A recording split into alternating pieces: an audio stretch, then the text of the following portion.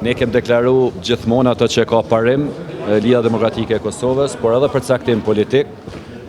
Jemi në një situatë ku kërkojmë të kemi konstituimin e institucioneve, por për emrat e përveçëm i takon partisë fituese, edhe të siguroj votat sigurisht, por edhe të krijoj mundësitë që të kemi institucione të reja dhe mos të vazhdoj me atë blokadën që kishim fatkeqësisht për një vit të kaluar.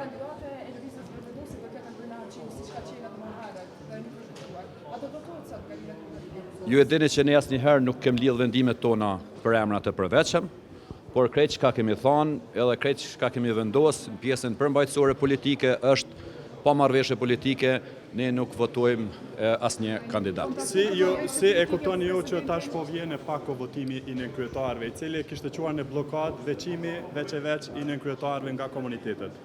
Po kjo është një strategji fatkeqësisht e asaj ndrrimit të pozicionit të lëvizjes vendosje, e cila në pjesën përmbajtësore të kuvendit edhe të plotësimit të Kushtetutës së Kosovës as nuk duhet të ndodhte edhe as të ishte pjesë e debateve politike ku e lëndon shtetëndërtimin e Republikës së Kosovës.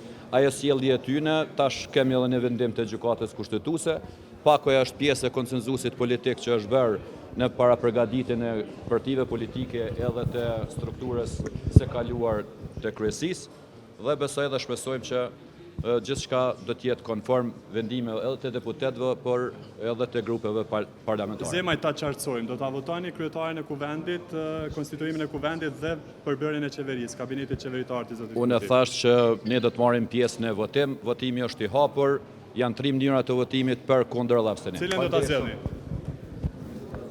Atë cilën e kem përcaktim, e thash që pa marrëveshje politike nuk votojmë, marrëveshjet politike sigurisht.